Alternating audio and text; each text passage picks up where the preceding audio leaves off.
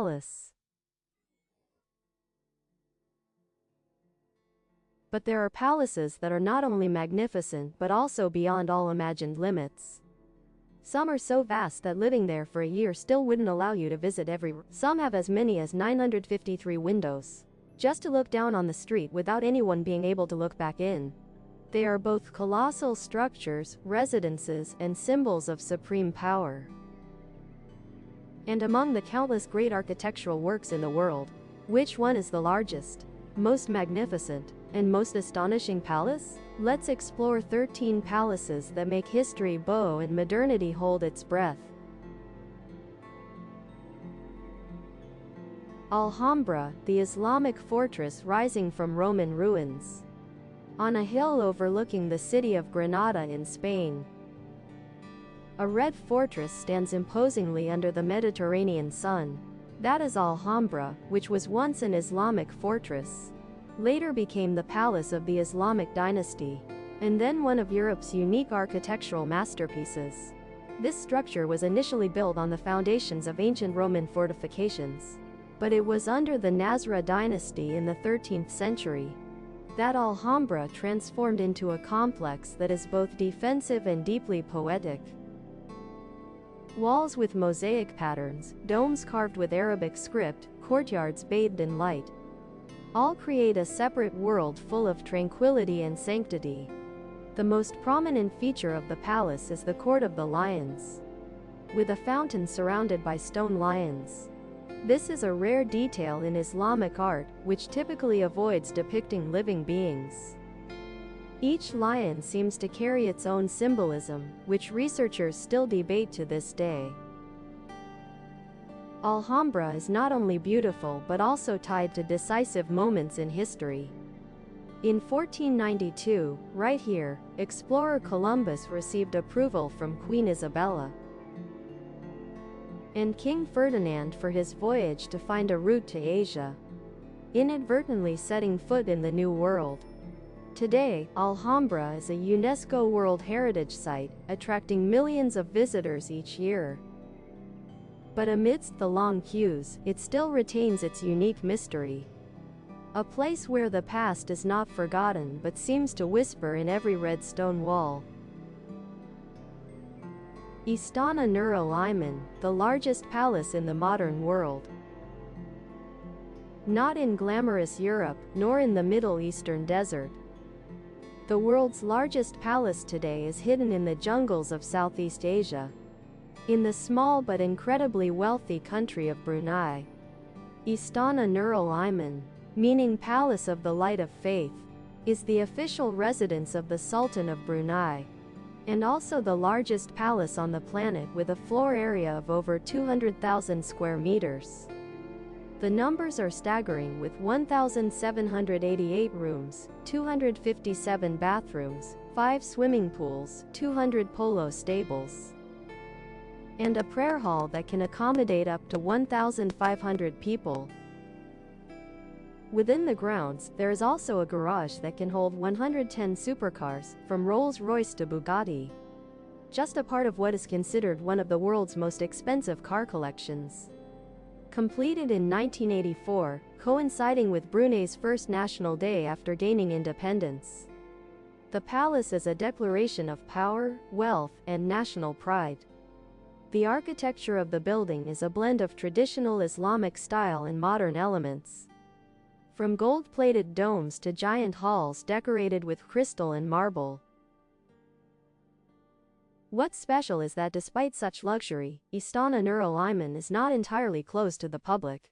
Every year at the end of Ramadan, the Bruneian royal family opens the palace for 3 consecutive days, so that citizens and tourists can visit, dine, and send congratulations directly to the Sultan.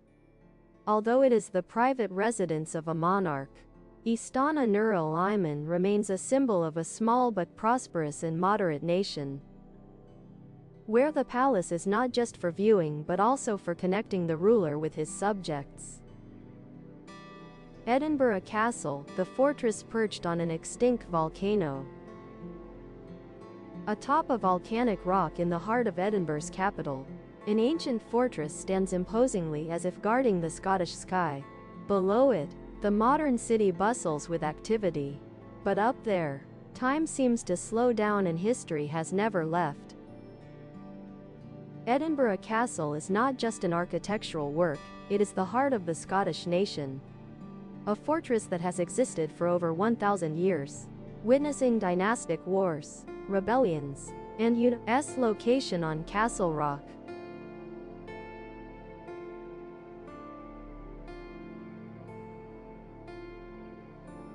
Therefore, throughout the wars for independence between Scotland and England, this place became a key stronghold, changing hands multiple times between the two. But Edinburgh is not just a symbol of bloodshed.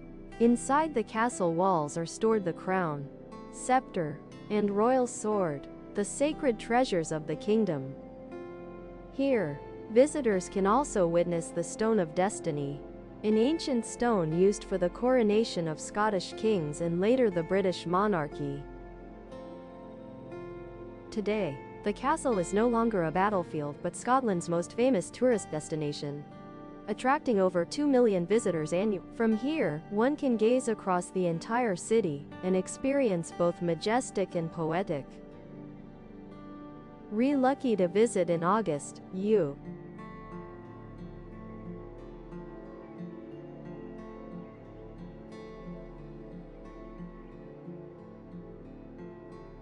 Amid modernization and concrete, Edinburgh still stands as a faithful witness to history, a warrior turned to stone atop Scotland's sky.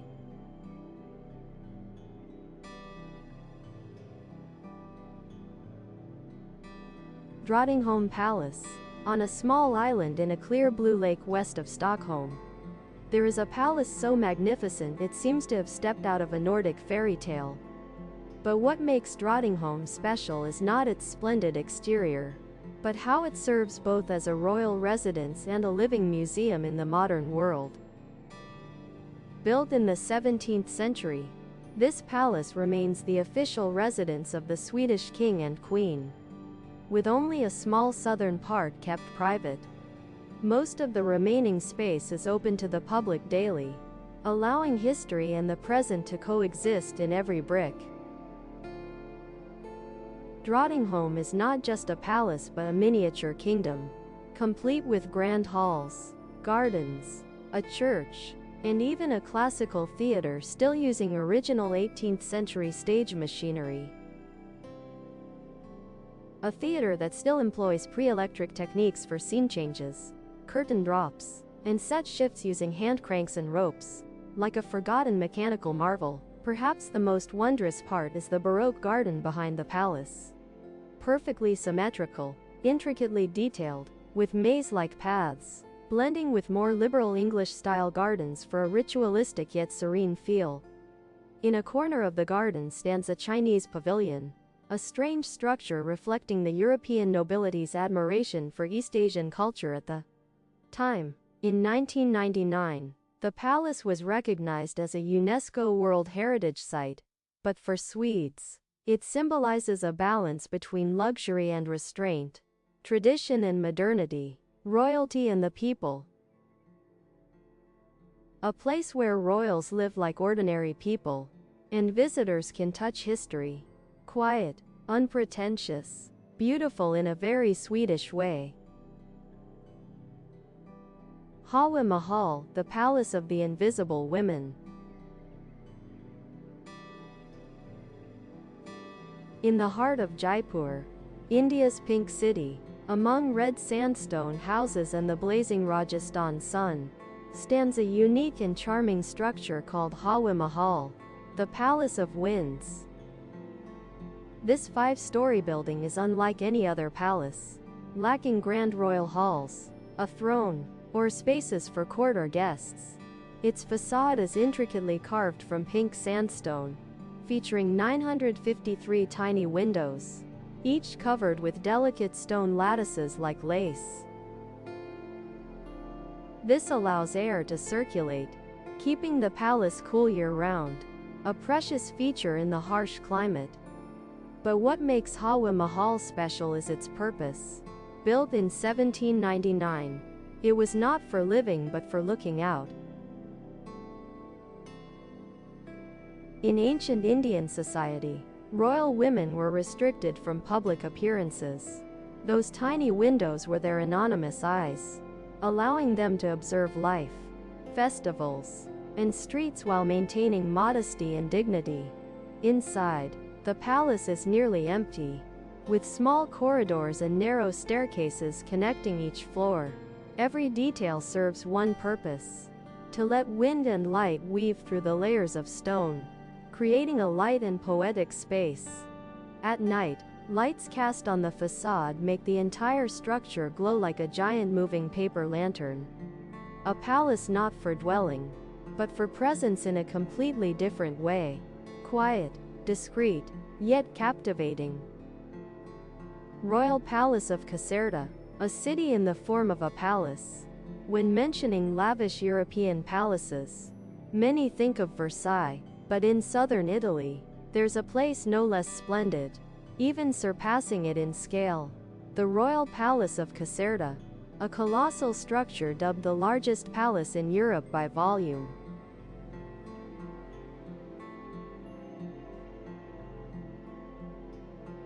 Built in the 18th century under King Charles III, this palace was an ambitious dream to create an Italian version of Versailles. But grander, larger, and with a clear strategic spirit. Baroque and Rococo architecture create opulent halls, high vaulted ceilings, double staircases, and countless finely carved marble statues. The palace boasts over 1,200 rooms, 5 floors, 24 grand halls, and gardens vast enough to host an entire servant army, from kitchens and stables to churches and quarters for thousands of servants. It's not just a residence but a self-sufficient enclosed city. Caserta was built inland, far from the coast to avoid naval attacks. However, it connected to Naples via an intricate canal system for transporting goods and fresh water. Like a modern fortress. Behind the palace lies a garden stretching to the foot of the mountains, with artificial waterfalls, a huge fish pond, and ancient trees trimmed as neatly as military formations. If Versailles is a stage of power, Caserta is a kingdom hidden in silence and perfect architecture. Forbidden city and empire enclosed within walls. The largest surviving ancient palace complex, but because it was the absolute power center of one of the world.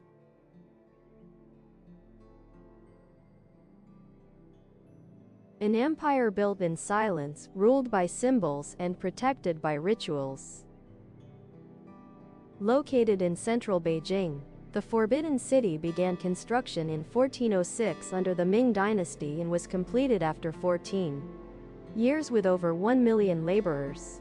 It comprises about 980 buildings, over 8,700 rooms, covering more than 720,000 square meters, equivalent to 100 football fields.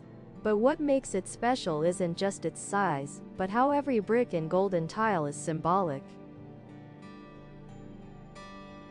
The name Forbidden City holds multiple meanings. Z, purple, symbolizes the North Star, the Emperor's abode. Jin, forbidden, means entry is barred. And Sheng, city, refers to it wasn't just a residence but a miniature universe for the Son of Heaven, where every movement followed celestial laws. From door directions and step counts to room numbers, all based on feng shui and astronomy. Home to 24 emperors across the Ming and Qing dynasties, the Forbidden City remained closed to the public for 500 years. Activities inside, from court sessions and consort selections to weddings and executions, were conducted like state religious rituals. Even sounds in the palace were controlled. Bells, clappers, and footsteps had to follow strict procedures. After the feudal system ended, it became the National Palace Museum, known as the Old Palace, housing tens of thousands of artifacts, from thrones and imperial robes to rare calligraphy and texts. Though modernization surrounds Beijing, stepping into the Forbidden City is entering another world, where time seems to slow not from lack of motion but because every movement feels eternal. Royal Palace of Schönbrunn, a stone covenant of an empire.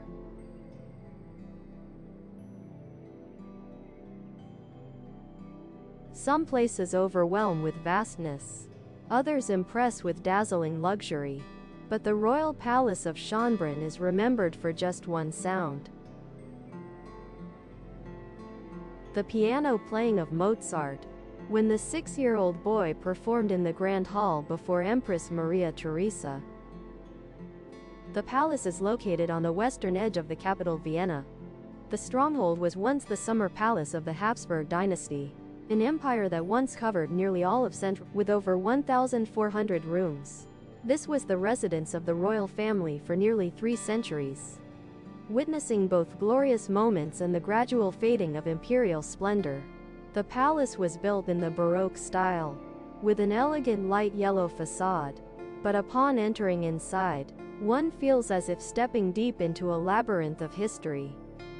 Each room is decorated with hand-painted ceilings, gilded furniture, and huge mirrors. Every detail is meticulously crafted to perfection.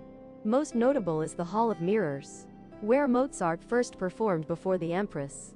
Standing in that space, one sometimes feels the echo of his music still resonating between the walls. The grounds of Schönbrunn are equally vast and aesthetic. There is a French garden, a greenhouse, a hedge maze, Europe's oldest zoo, and the Gloriette viewing pavilion, where the royal family once had breakfast and viewed the entire city of Vienna. Schönbrunn is not a fortress or a place for court assemblies. It resembles a memory built into physical form, where power, music, and childhood coexist in a mesmerizing silence. A palace that shows not only power but also the dreams of those who once wore the crown. The Royal Palace of Thailand, where faith and power merge into one. Bangkok is a city of vibrant colors, and at its bustling center, the Royal Palace of Thailand shines like a golden silk ribbon in the tropical sun. Unlike the heavy antiquity of many European palaces, it appears with blue, red, and yellow glazed roofs, towering spires, and thousands of mirror pieces reflecting sunlight with every step of the visitors. The palace was built in 1782 under King Rama I and for over 2 centuries thereafter became the political, ceremonial, and spiritual center of the entire nation. Although the Thai royal family no longer resides here, the palace remains the venue for the most important rituals, deeply connected to cultural identity and national spirit. At the center of the complex is the Temple of the Emerald Buddha, housing the revered Emerald Buddha statue, which stands less than a meter tall but is considered a national treasure. 3 times a year, the statue's seasonal robes are changed by the king himself, as a sacred ritual linking the earthly and the divine. The Royal Palace of Thailand does not conquer people with its scale but with every small detail. Light shining on golden spires, neatly arranged tiles, and a sacred atmosphere enveloping everywhere. This is not just a place for a king but a living symbol of a dynasty, a faith, where each spire silently whispers a prayer to the sky.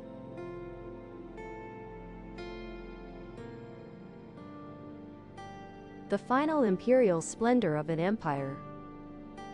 Located along the Bosphorus coast, where Asia and Europe are separated only by a thin strip of water, Dolmabahce Palace appears like a royal dream illuminated by marble and crystal. This was the last palace of the Ottoman Empire and also the place that encapsulates the final lights of a dynasty that once spanned 3 continents.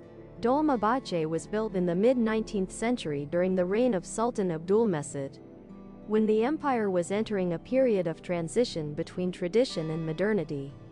The Sultan wanted a palace that could rival European capitals yet retain Eastern essence.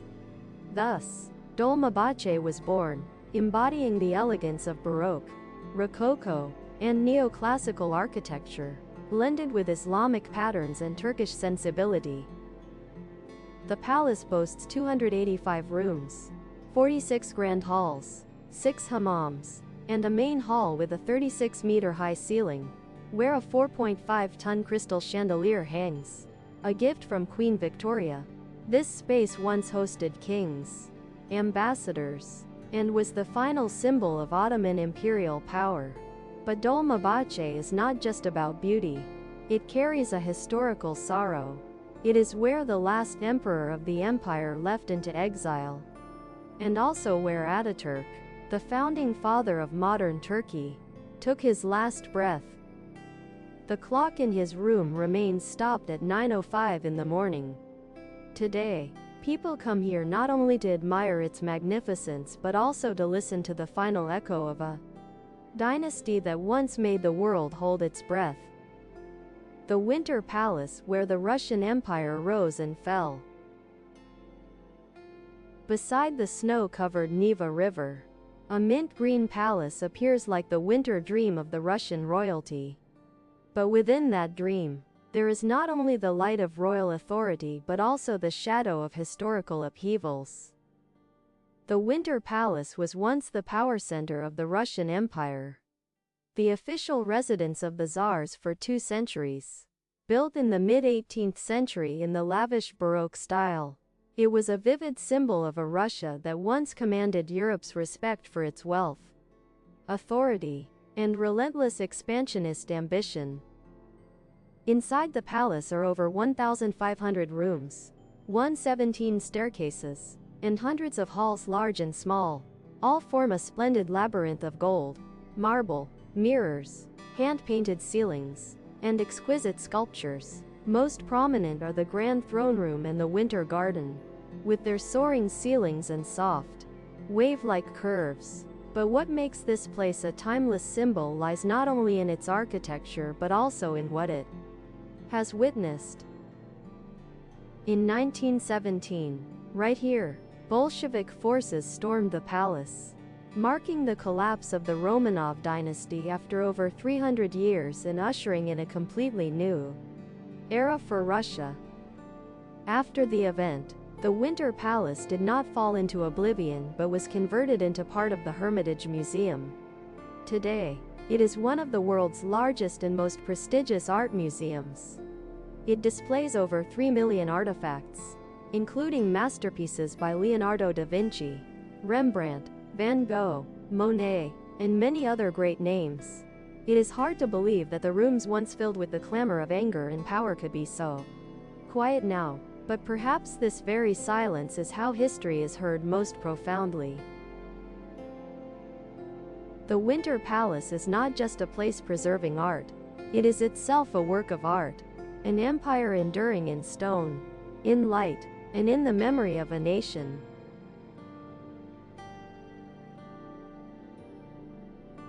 Nestled deep in the Loire Valley, Chambord emerges like a dream in stone.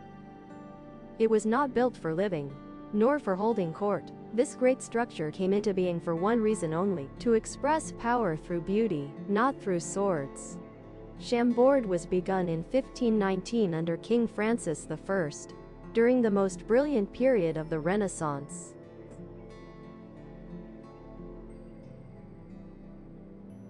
He wanted a symbol, a structure that would command awe from anyone who beheld it. And so Chambord was born, blending the style of a French fortress with the spirit of Italian art.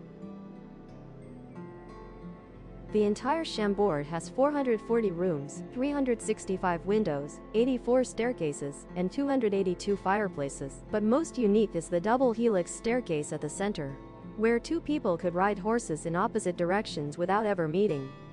This strange design is believed to be inspired or even sketched by Leonardo da Vinci himself, who lived in France during that period. Surrounding Chambord is a hunting forest spanning over 13,000 hectares, larger than the city of Paris, meticulously managed like a miniature kingdom. The king would ride through the forest while watching the sunset behind mushroom-shaped watchtowers. Chambord is a magical combination of architecture and metaphor, of luxury and wilderness. This place was hardly ever truly inhabited, as it was not born to serve life but to exist as an idea. a stone prophecy from France that beauty is sometimes the highest form of power. The Royal Palace of Madrid, the architectural crown of an empire. Right in the heart of modern Madrid, amidst bustling squares and busy streets, there is a place where time seems to stand still.